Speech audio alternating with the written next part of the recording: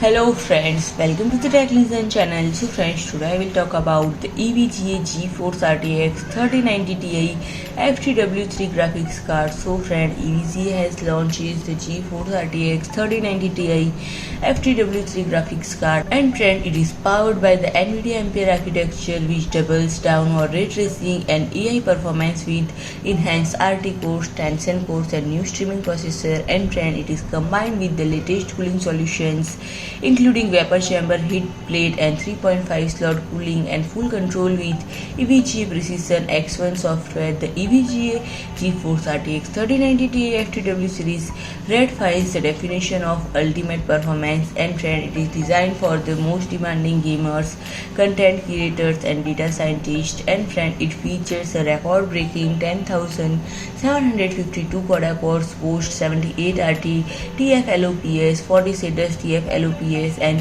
320 Tensor-TFLOPs of powers. And it is packed with the 24 GB of the fastest 21 Gbps GDDR6X memory, providing 1 TB per second of memory bandwidth. So friend, if you like my video, please do like, share and comment, and don't forget to subscribe my channel and press the bell icon.